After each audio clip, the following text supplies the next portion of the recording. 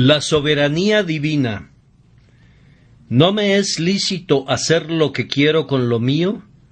Mateo 20:15. El padre de familia dice, ¿no me es lícito hacer lo que quiero con lo mío? Y de la misma manera el Dios del cielo y de la tierra les hace esta pregunta a ustedes el día de hoy. ¿No me es lícito hacer lo que quiero con lo mío? No hay ningún atributo de Dios que sea más consolador para sus hijos que la doctrina de la soberanía divina. Bajo las más adversas circunstancias, en medio de las tribulaciones más severas, ellos creen que la soberanía ha ordenado sus aflicciones, que la soberanía los gobierna y que la soberanía los va a santificar a todos.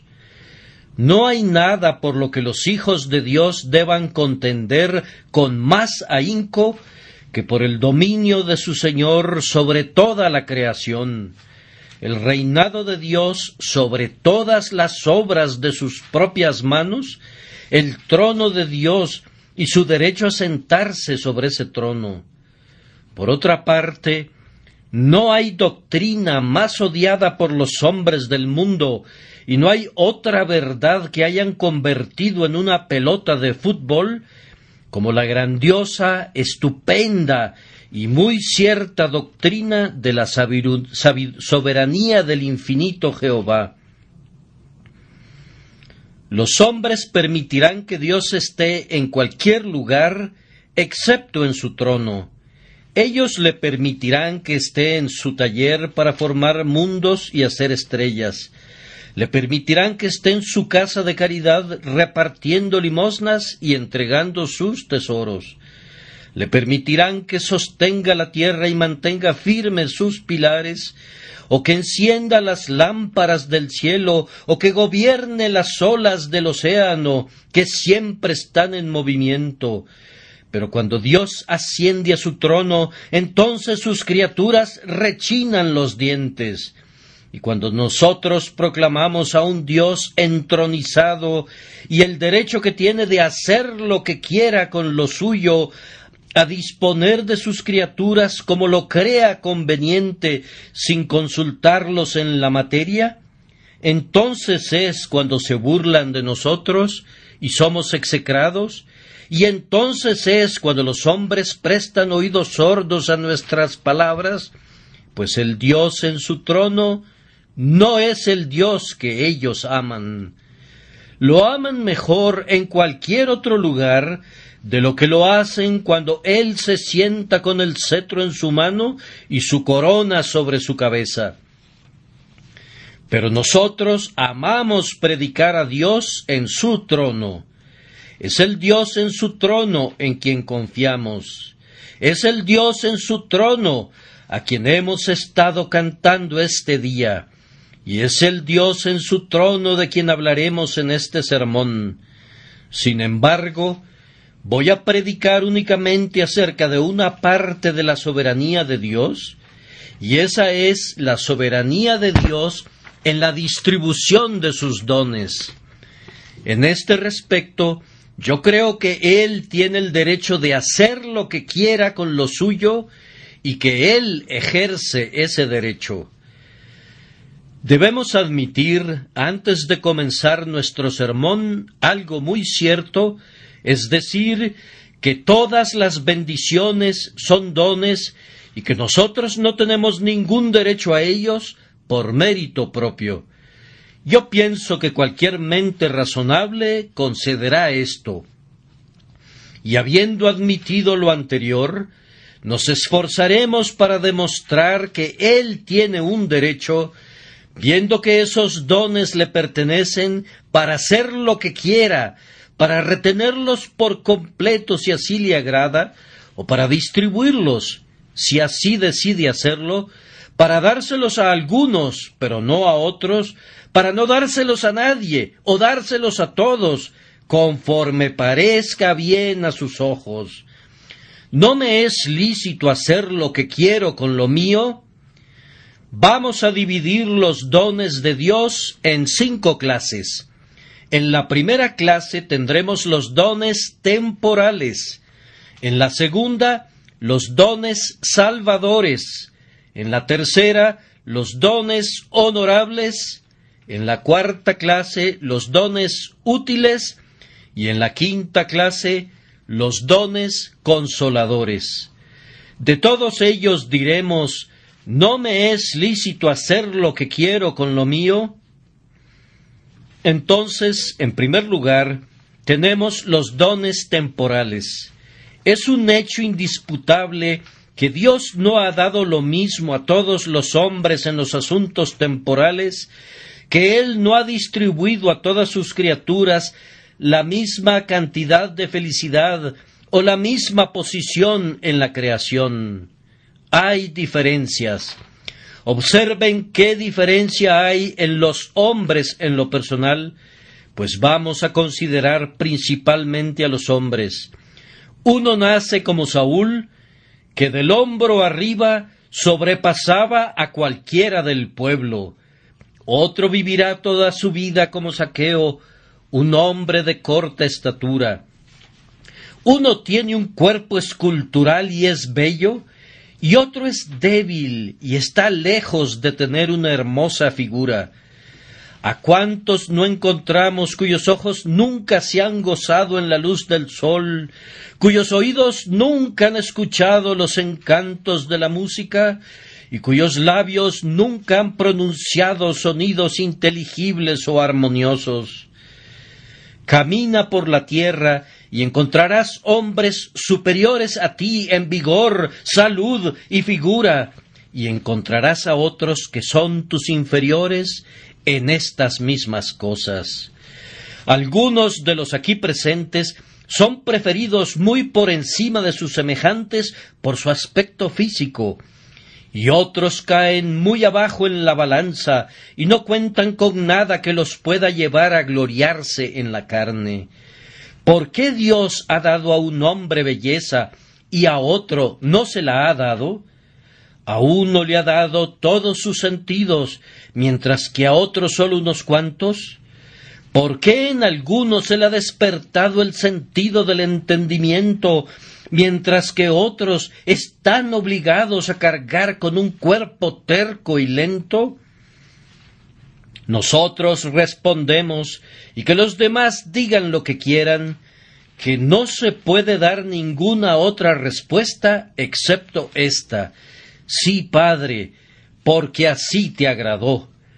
Los viejos fariseos preguntaban: ¿quién pecó, éste o sus padres, para que haya nacido ciego? Sabemos que no fue a causa del pecado de sus padres, ni del pecado del hijo, que éste haya nacido ciego, o que otros hayan sufrido desgracias similares, sino que Dios ha hecho como ha querido en la distribución de sus beneficios terrenales, y así ha dicho al mundo: ¿no me es lícito hacer lo que quiero con lo mío? Observen también qué diferencia existe en la distribución de los dones mentales. No todos los hombres son como Sócrates, solo hay unos cuantos como Platón. Eventualmente, por aquí y por allá, nos encontramos con un Bacon. Muy de vez en cuando conversaremos con Sir Isaac Newton. Algunos tienen estupendos intelectos con los que pueden descubrir los secretos, sondear las profundidades de los océanos, medir la altura de los montes, desdoblar los rayos del sol y pesar las estrellas. Otros no tienen sino mentes superficiales. Tú puedes intentar educarlos, pero nunca lograrás que sean grandes. No puedes mejorar lo que no está allí. No tienen talento y tú no puedes dárselo. Cualquiera puede ver que hay una inherente diferencia en la gente desde el mismo nacimiento. Algunos, con tan solo un poco de educación, sobrepasan a quienes han recibido una preparación elaborada. Tenemos a dos muchachos educados en la misma escuela, enseñados por el mismo maestro, y que se han aplicado a sus estudios con la misma diligencia, pero uno de ellos destacará muy por encima del otro. ¿Por qué ocurre esto? Porque Dios afirma su soberanía tanto sobre la mente como sobre el cuerpo. Dios no nos ha creado iguales, sino que ha diversificado sus dones. Un hombre puede ser tan elocuente como Whitefield, otro tartamudea aunque sólo hable 3 palabras en su idioma natal. ¿Qué es lo que ocasiona estas tremendas diferencias entre hombre y hombre? Respondemos que debemos referirlo todo a la soberanía de Dios, que hace como quiere con lo suyo. De nuevo observen cuáles son las diferencias de las condiciones de los hombres en este mundo. Se descubren de tiempo en tiempo mentes poderosas en hombres cuyos miembros arrastran las cadenas de la esclavitud y cuyas espaldas son descubiertas para recibir latigazos. Tienen su piel negra, pero en la mente son muy superiores a sus brutales amos. De la misma manera también, en Inglaterra descubrimos hombres sabios que a menudo son muy pobres y hombres ricos que con frecuencia son ignorantes y vanos. Uno viene al mundo para ser cubierto de inmediato con púrpura imperial. Otro solamente podrá usar las humildes ropas del campesino. Uno habita en un palacio y tiene una mullida cama para reposar, mientras que otros difícilmente encuentran un lugar de descanso y nunca poseerán una cubierta más suntuosa que la paja de su propia choza. Si nos preguntamos la razón de esto, la respuesta todavía es: sí, Padre, porque así te agradó. Y así de otras maneras, al pasar por la vida, ustedes observarán cómo se manifiesta esa soberanía. A un hombre Dios le da una larga vida y buena salud, de tal forma que escasamente conoce lo que es un día de enfermedad, mientras que otro hombre se tambalea y encuentra una tumba casi a cada paso, y temiendo a la muerte, siente que se muere 1000 veces. Un hombre aún en su extrema vejez, como Moisés, tiene un ojo vigoroso, y aunque su cabello sea gris, él se mantiene tan firme sobre sus pies como cuando era joven en la casa de su padre. Nuevamente preguntamos, ¿cuál es la causa de esta diferencia? Y la única respuesta adecuada es que es el efecto de la soberanía de Jehová. Encontrarán también que algunos hombres son arrancados en la flor de su vida, apenas en la mitad de sus días, mientras otros alcanzan los 70 años y más. Uno parte antes de haber cubierto la primera etapa de su existencia, y otro ve que su vida se alarga tanto que se convierte en una carga. Estoy convencido que debemos atribuir la causa de todas estas diferencias en la vida al hecho de la soberanía de Dios. Él es soberano y rey, y no hará lo que quiera con lo suyo. Vamos a dejar este punto, pero antes de hacerlo debemos detenernos un instante para terminar de reflexionar sobre él. Oh tú, que has recibido el don de una noble figura, de un hermoso cuerpo, no te jactes de ello, pues tus dones te vienen de Dios. Oh, no te gloríes, pues si tú te glorías, te vuelves feo en un instante. Las flores no se jactan de su belleza, ni tampoco los pájaros cantan a su plumaje. No sean vanas, hijas de la belleza. Ustedes, hijos, no se exalten por su hermosura. Y oh, ustedes, hombres de poder y de intelecto, recuerden que todo lo que tienen es otorgado por un soberano Señor. Él ciertamente creó, Él puede destruir. No hay muchos pasos que separen al más poderoso intelecto del idiota más desvalido. El pensamiento profundo casi toca la locura. Tu cerebro puede ser trastornado en cualquier momento y estarías condenado desde ese momento a vivir como un loco. No te jactes de todo lo que sabes, pues aún el pequeño conocimiento que tienes te ha sido dado. Por tanto, digo, no te exaltes por encima de toda medida, sino que usa lo que Dios te ha dado para el servicio de Dios, pues es una dádiva real y no debes despreciarla. Pero si el soberano Señor te ha dado un talento y nada más, no lo escondas en una servilleta, sino que úsalo bien, y entonces puede suceder que Él te dé más. Bendice al Señor porque tienes más que otros, y dale gracias porque te ha dado menos que otros, pues tú tienes menos que acarrear sobre tus hombros, y entre más ligera sea tu carga, menos motivos tendrás para gemir mientras prosigues tu camino hacia una tierra mejor.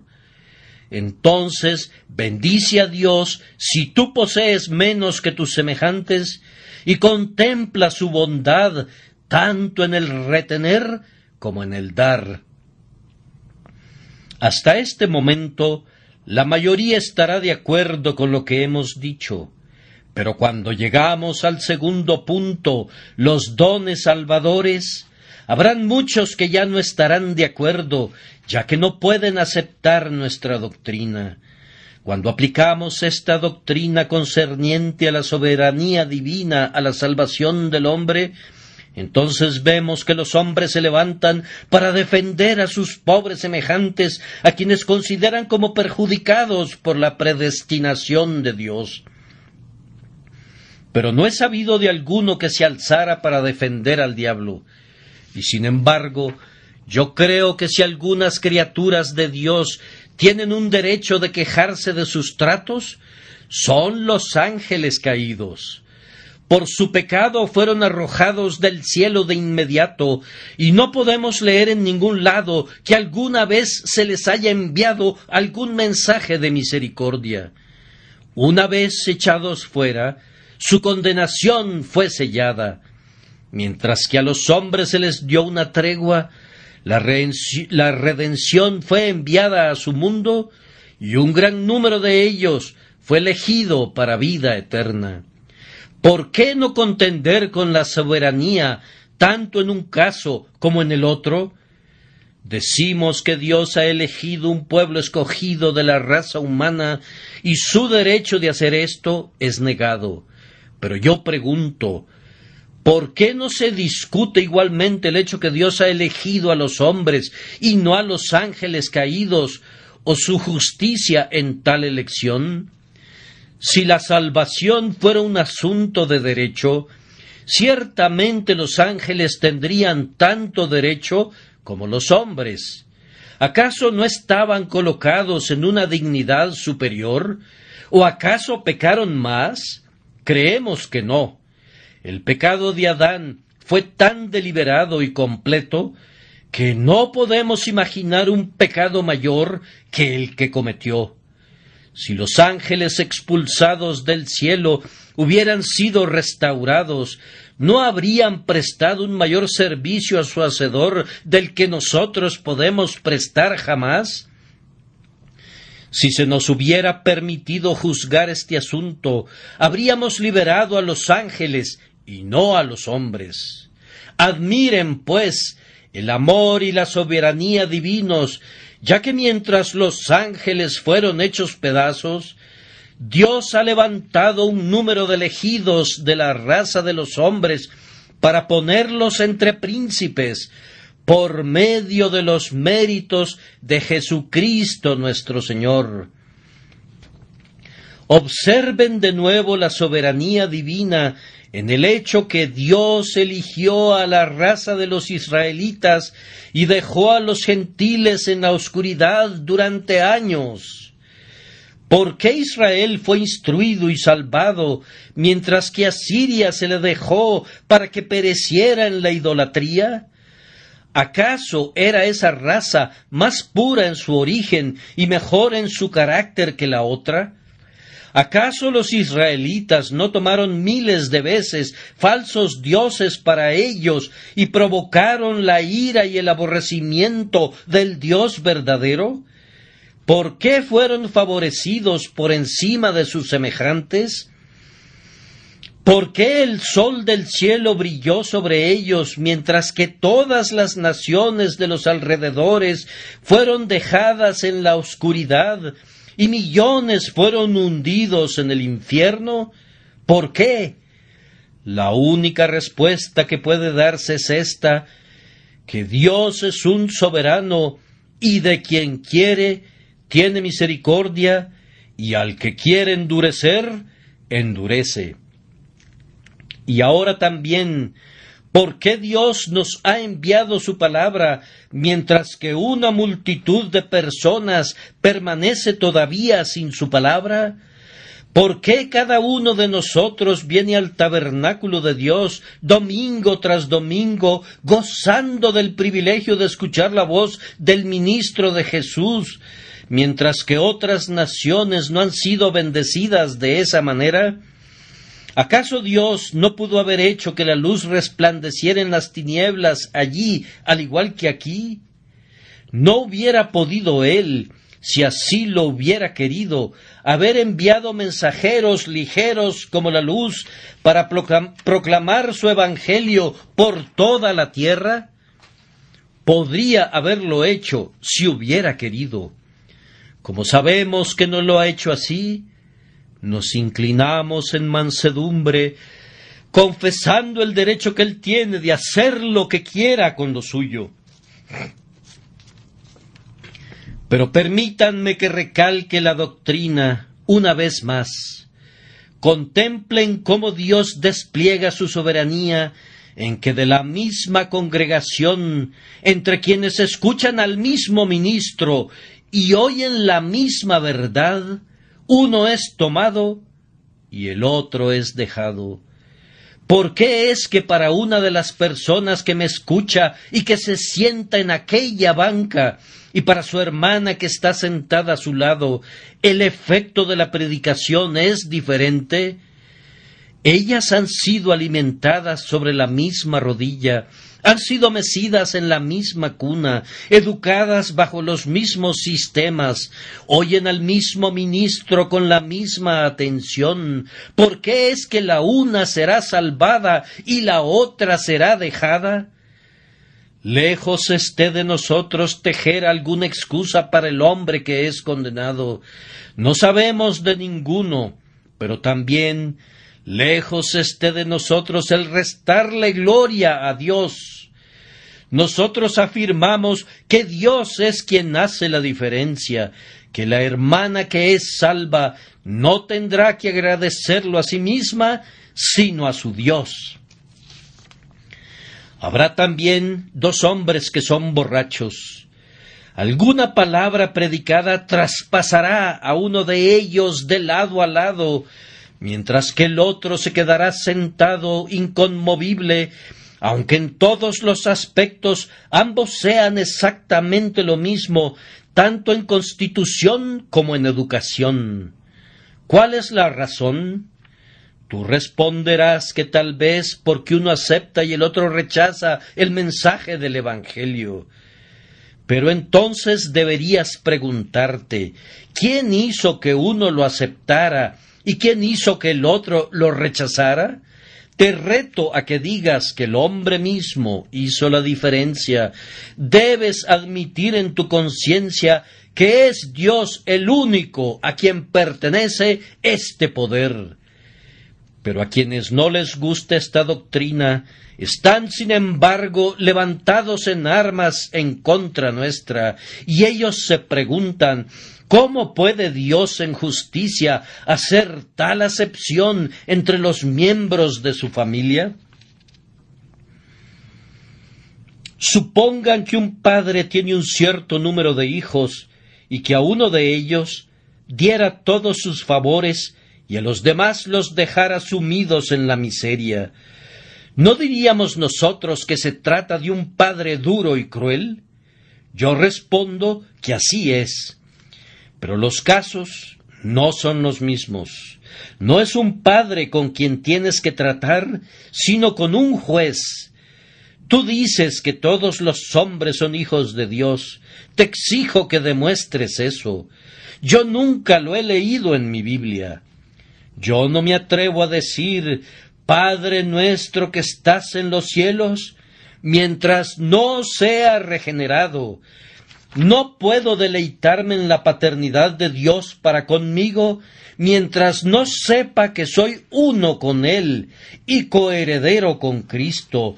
No me atrevo a reclamar la paternidad de Dios siendo un hombre sin regenerar. No se trata de una relación de padre e hijo, pues el hijo tiene un derecho sobre su padre, sino de rey y súbdito, y ni siquiera una relación tan elevada como esa, pues hay un derecho entre el súbdito y el rey. Una criatura pecadora no puede argumentar algún derecho sobre Dios, pues eso equivaldría a que la salvación sea por obras y no por gracia. Si los hombres pudieran merecer la salvación, entonces salvarlos sería únicamente el pago de una deuda, y Él no les estaría dando nada más de lo que debería.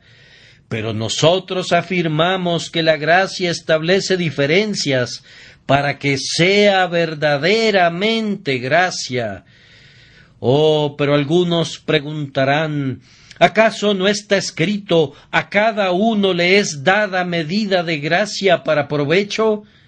Si a ustedes les gusta repetir esa maravillosa cita que a menudo se me viene a la cabeza, pueden hacerlo, pues no es una cita de la Escritura, a menos que fuera de una edición arminiana.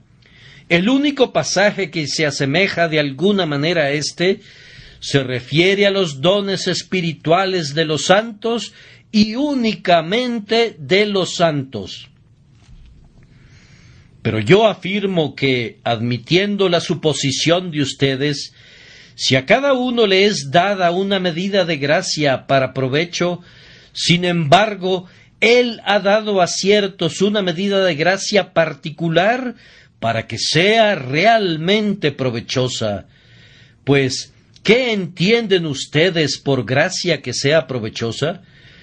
Yo puedo entender los adelantos del hombre en el uso de gracia perfeccionada, pero no puedo entender una gracia perfeccionada y usada por el poder del hombre.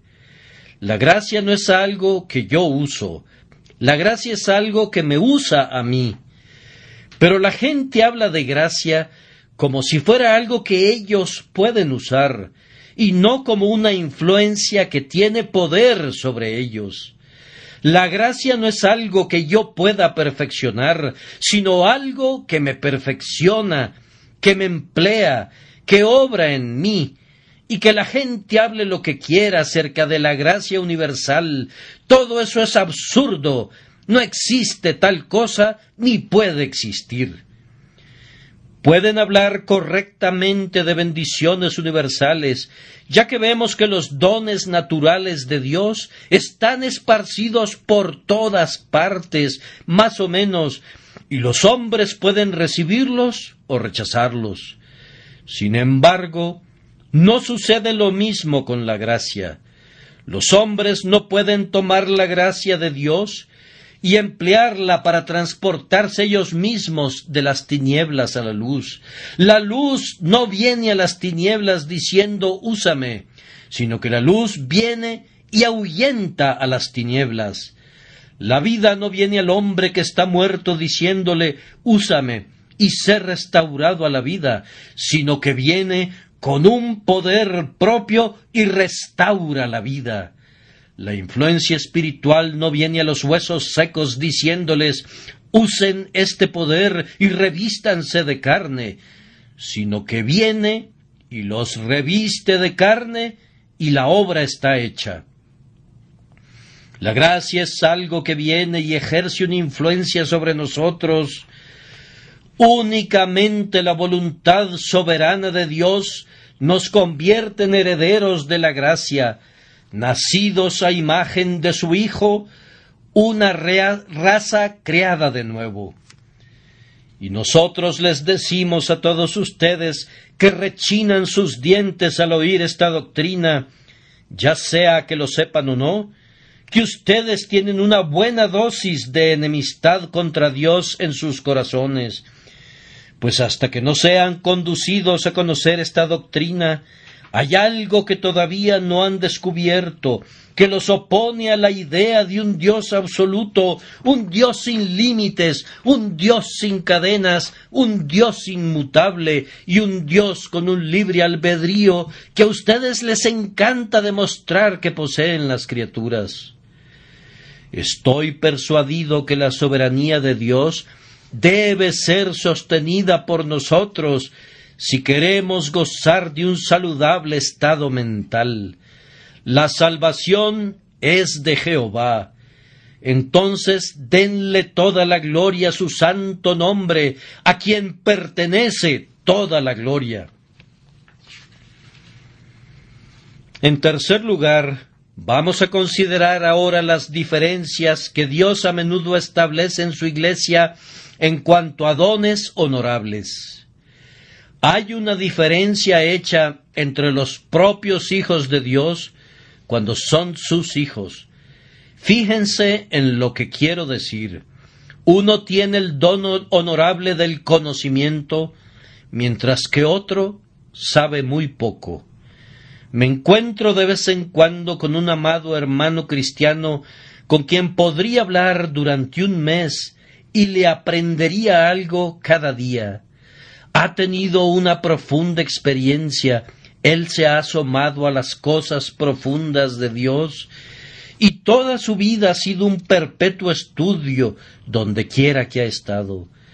Él parece haber recogido pensamientos no simplemente de los libros, sino también de los hombres, de Dios y de su propio corazón.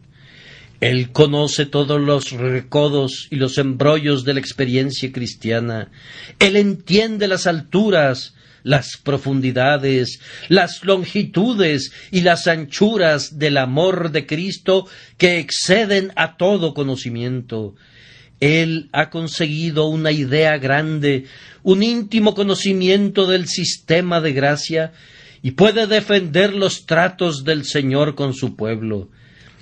Luego te encuentras con otro que ha pasado por muchos problemas, pero que no tiene un profundo conocimiento de la experiencia cristiana. No aprendió ni un solo secreto en todas sus tribulaciones. Salía a tropiezos de un problema para meterse de inmediato en otro, pero nunca se detuvo para levantar alguna de las joyas que estaban enterradas en el lodo. Nunca intentó descubrir las preciosas perlas escondidas en sus aflicciones. Sabe apenas un poco más acerca de las alturas y de las profundidades del amor del Salvador de lo que sabía cuando vino por primera vez al mundo.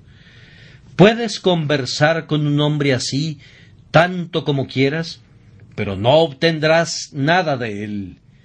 Si te preguntas por qué ocurre eso, yo respondo que hay una soberanía de Dios que otorga conocimiento a algunos y no a los otros. El otro día iba caminando con un cristiano anciano que me comentaba cuánto se ha beneficiado por mi ministerio.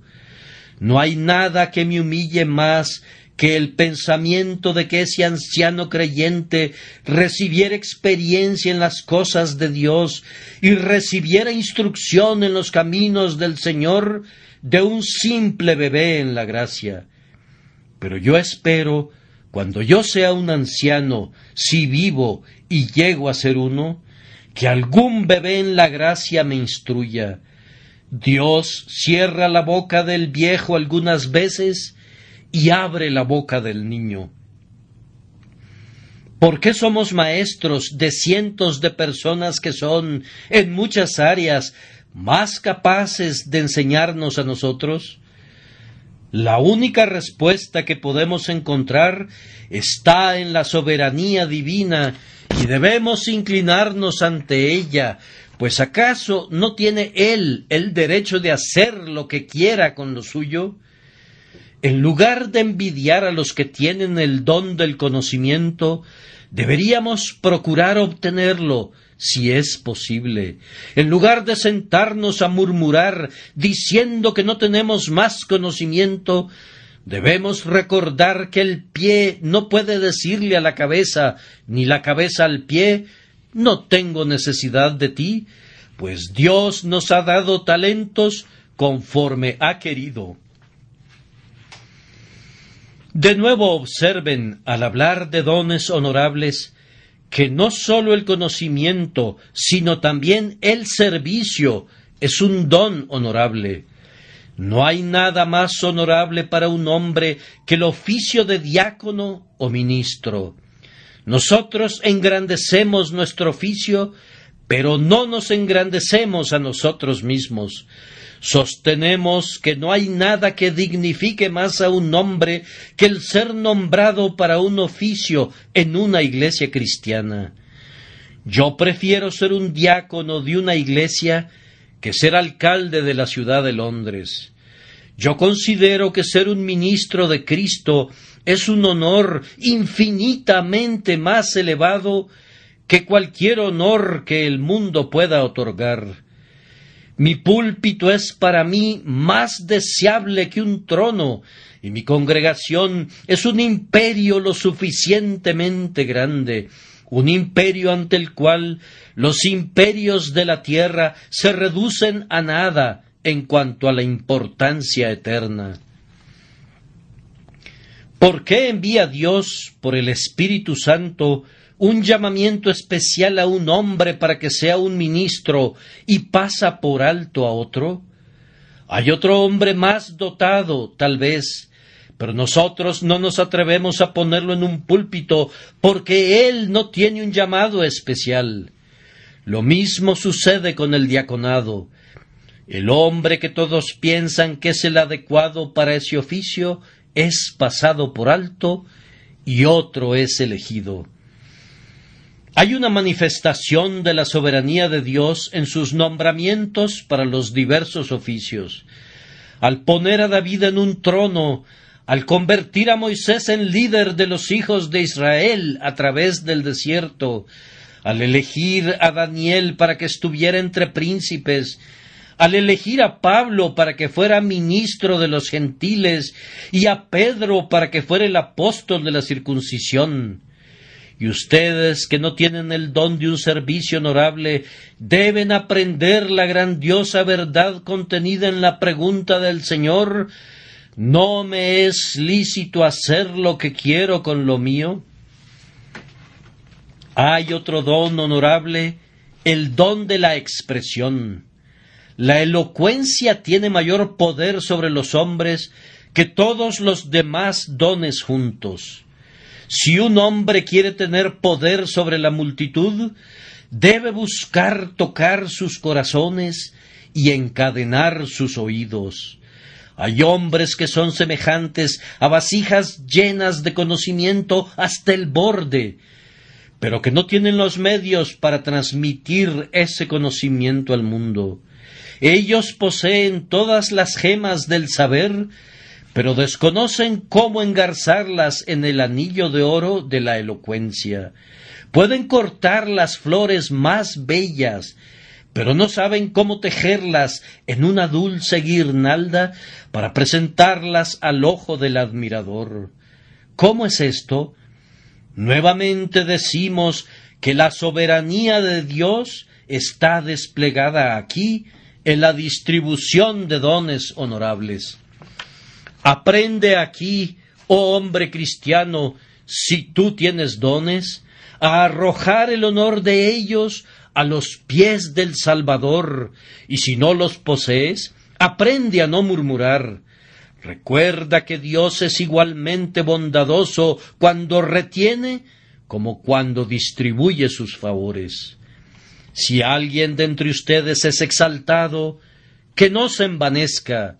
Si alguien es humillado, que no sea despreciado, pues Dios da a cada vasija su medida de gracia.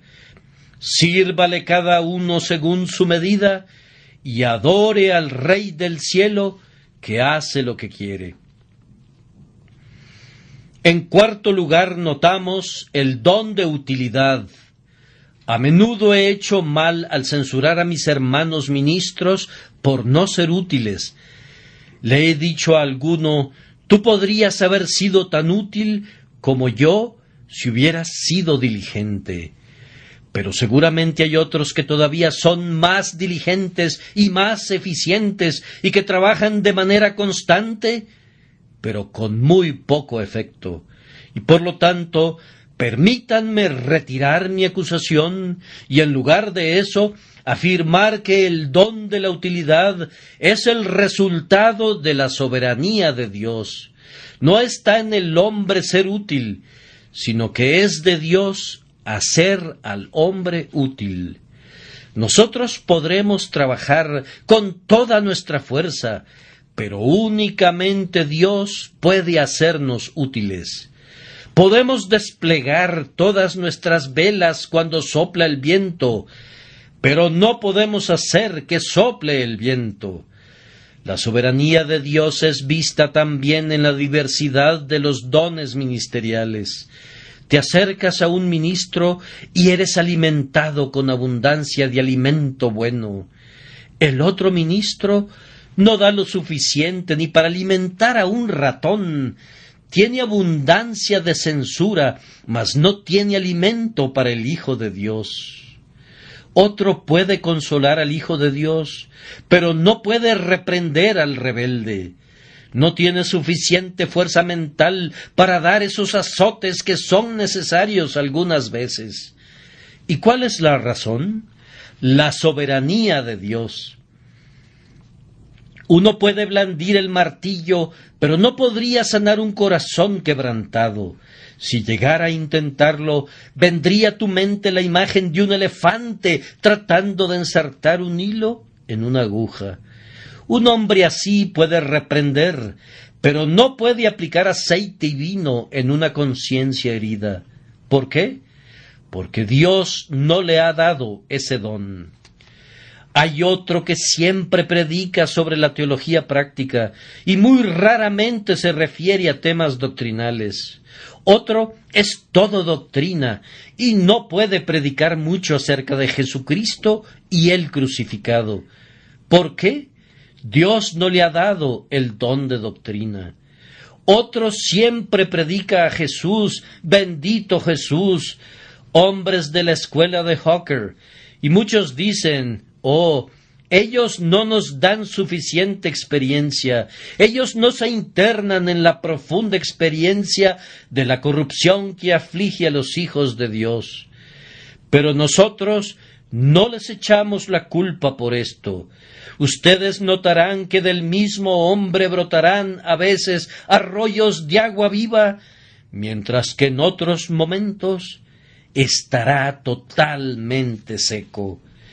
Un domingo te retiras de la iglesia refrescado por la predicación, y el domingo siguiente no recibes ningún bien. Hay soberanía divina en todo esto, y debemos aprender a reconocerla y admirarla. En una ocasión, la semana pasada, estaba yo predicando a una gran multitud de personas, y en una parte del sermón la gente estaba muy conmovida. Yo sentí que el poder de Dios estaba allí.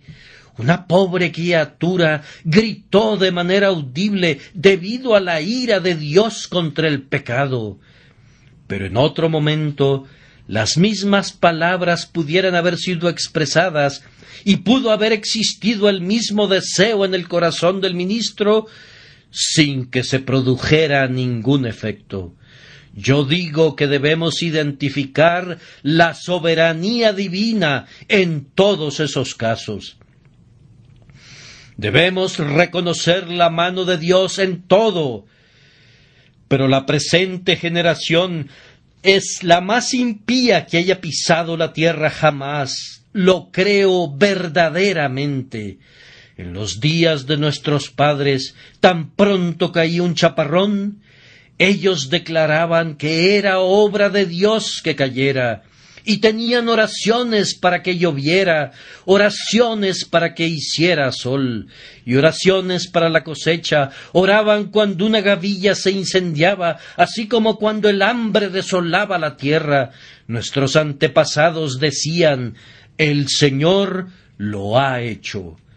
Pero ahora nuestros filósofos tratan de explicarlo todo y atribuyen todos los fenómenos a segundas causas. Pero, hermanos, nosotros debemos atribuir el origen y la dirección de todas las cosas al Señor, y únicamente al Señor. Finalmente, los dones consoladores son de Dios. Oh, qué dones de consolación gozamos algunos de nosotros en las ordenanzas de la casa de Dios y en un ministerio que es productivo. Pero ¿cuántas iglesias no tienen un ministerio de ese tipo? Y entonces, ¿por qué lo tenemos nosotros? Porque Dios ha establecido esa diferencia. Algunos de los que me escuchan tienen una sólida fe y se pueden reír de los imposibles. Somos capaces de cantar una canción en medio del mal tiempo, tanto en la tempestad como en la calma. Pero hay otra persona con poca fe que está en peligro de tropezar con cada brizna de paja. Nosotros atribuimos la fe eminente enteramente a Dios. Uno nace con un temperamento melancólico y ve que una tempestad siempre se está generando en medio de la calma, mientras que otro está contento y ve bordes de plata en cada nube, no importa cuán negra sea, y es un hombre feliz. ¿Pero por qué sucede esto? Los dones consoladores provienen de Dios. Y luego observen que nosotros mismos diferimos a ratos. Durante un tiempo podremos tener un bendito intercambio con el cielo y nos es permitido mirar al interior del velo. Pero súbitamente estos gozos deleitables se esfuman. ¿Acaso murmuramos por causa de eso? ¿No puede hacer Él lo que quiera con lo que es suyo? ¿No puede quitar lo que ha dado? Los consuelos que poseemos fueron suyos antes que fueran nuestros. Y aunque me quitaras todo, yo no me quejaría. Antes que yo lo poseyera, todo era enteramente tuyo. No hay gozo del espíritu, ni abundante esperanza bendita, ni una gran fe, ni un deseo ardiente, ni una cercana comunión con Cristo, que no sean un don de Dios y que no debamos atribuirlo a Él. Cuando estoy en tinieblas y sufro desilusiones, miro a lo alto y digo: Él da cánticos en la noche. Y cuando soy conducido al regocijo, digo: mi monte permanecerá firme para siempre. Dios es un soberano Jehová, y por tanto me postro a sus pies, y si perezco, voy a perecer allí. Pero déjenme decir, hermanos, que esta doctrina de la soberanía divina está muy lejos de hacer que ustedes se sienten con pereza, sino que espero en Dios que tendrá la tendencia de humillarlos y de conducirlos a decir: yo soy indigno de la más pequeña de todas tus misericordias. Siento que tú tienes el derecho de hacer conmigo lo que quieras. Si tú me aplastas a mí, pobre gusano indefenso, no serás afrentado. No tengo el derecho de pedirte que tengas compasión de mí, excepto esto, que necesito tu misericordia. Señor, si tú quieres, Tú puedes perdonar y jamás diste tu gracia a alguien que la necesitara más ardientemente. Puesto que estoy vacío, lléname con el pan del cielo. Puesto que estoy desnudo, vísteme con tu manto. Puesto que estoy muerto, dame la vida. Si suplicas así, con toda tu alma y con toda tu mente, aunque Jehová es soberano, Él extenderá su cetro y salvará, y vivirás para adorarlo en la belleza de su santidad, amando y adorando su soberanía llena de gracia. El que creyere, es la declaración de la Escritura, y fuere bautizado, será salvo, mas el que no creyere, será condenado. El que cree únicamente en Cristo y es bautizado con agua en el nombre del Padre y del Hijo y del Espíritu Santo, será salvo, pero el que rechace a Cristo y no crea en Él, será condenado. Ese es el decreto soberano y la proclamación del cielo. Inclínate ante Él, reconócelo, obedécelo, y que Dios te bendiga.